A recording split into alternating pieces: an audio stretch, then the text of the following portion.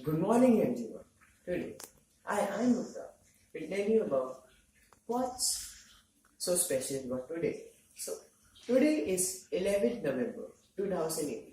But what's so special about it? So, exactly 100 years ago, a great war ended today.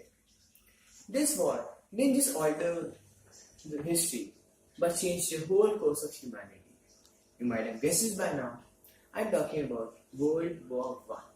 And as I'm speaking the war being ended today, let's talk about the collapse of Germany and Austria-Hungary. So, this is a basic map that I've made to explain the collapse of Germany and Austria-Hungary during World War One. So here you can see the places that are marked in red are the places that are in control of the Central Powers. Now, who were the Central Powers? The Central Powers are mainly Germany, the Austrian-Hungarian Empire, and the Ottoman Empire. Bulgaria had lately, in the 1916, had signed up with the Austria-Hungary and Ottoman Empire to take over Serbia, and so it can fulfill its dreams to become a bigger territory. Now, we can also see that the USSR, a large part of it has collapsed and has gone into the German territory. This part, which is now in the German territory, is the part of Russia which is in present-day Europe. Also, we can see Serbia, along with its ally and also Albania, have collapsed. A large part of Romania has been taken over by Germany and Austria-Hungary. And also, there's also a large part of Belgium. Now, I want you to basically focus on the western front of Europe because this is about to get brutal. Now, the Germans have recently taken over the city of Verdun, which was one of the great pushes that Germany had taken. Now, how did Germany, which has advanced so much into the Russian territory and into France territory, collapse? Now, Portugal have lately joined the war, not because they declared war, but they have been supplying some guns and ammunition and also food to Great Britain. Now, Germany did not like that, so they declared war on Portugal. Italy has also signed up to the Allies and is now fighting against the Austrian-Hungarian Empire. Elsewhere in the world, all the German territories, such in Africa and in the Pacific Ocean, have been taken over by the Allies in Japan. So, basically, what is happening right now is that everyone is fighting the same way, except the fact that Russia has collapsed.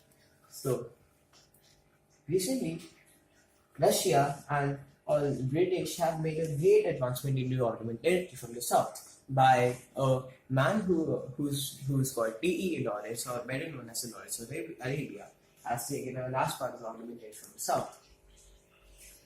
Now, let's talk about elsewhere in Europe, mainly in America.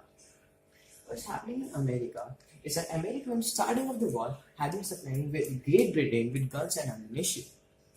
Right? And by doing so, it had become the world's strongest economy and had thrown Great Britain off. So America was now in a very strong position and was a threat to Germany. So Germany wanted to cut the supply line of America, giving it guns and ammunition to Great Britain because Great Britain had made a naval blockade to cut the supply line for Germany.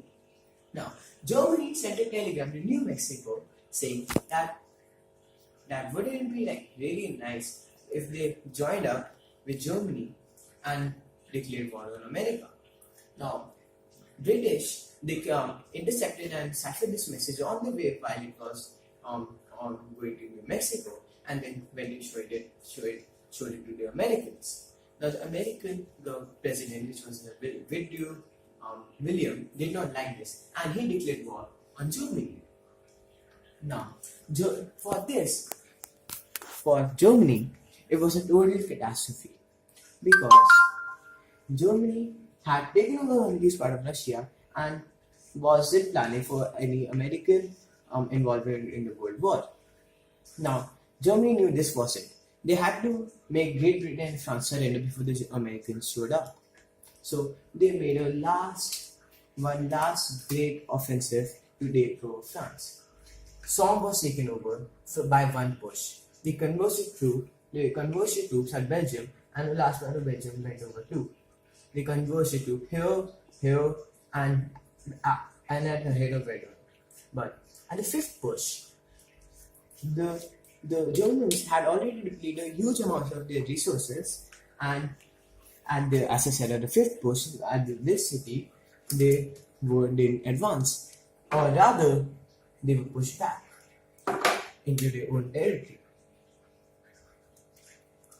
Now, Greece at this moment, Greece was going through a national schism because the king of Greece liked the Central Powers and wanted to sign up with them, whereas the prime minister wanted like the allies and wanted to sign up with them. So during this national schism, the country divided into two and then reunited because the king became ill and then joined up the allies. And together they started a new offensive inside Siberia and Bulgaria. Soon, now British, the Americans, the French and the Greeks, also with Canadians, now went on into the last part of Bulgaria, and also with American troops now showing up in greater numbers, Bulgaria fell. The fall of Bulgaria was a major concern for the Ottomans because through Bulgaria, the Americans and the British advanced into the Ottoman territory from the northwest, and the French and the British advanced into the Ottoman territory from the south. Like I said, the Lorries had taken a large part of it, and the Russians from the northeast. Soon, the Ottoman Empire collapsed. Too. Next up, seeing that every state was collapsing, Romania had pushed back, so they Siberia collapsed. Austria-Hungary soon followed. Now, Germany now being pushed back from this side and Belgium away free. On this day, 11 November 1980, the French, British and American troops went into Germany and took control of it. And the war had finally ended with the collapse of the German dreams of ruling Europe. In the aftermath of the war, Germany was still given land which it wanted. The French had taken the island which they wanted to take from the very beginning. And the new treaty, which is called the Treaty of Versailles, was imposed on Germany, which had really hard issues for Germany to deal with. Now, this was the end of the Great War, and everyone thought that no other war would come up next because they thought this was the greatest war that one could ever have, because this had casualties from 17 million to 20 million people died in this war. Except the fact, no, just after 20 years there was another war called World War II, which had casualties from 50 million to 80 million people. So, see you there. Thanks.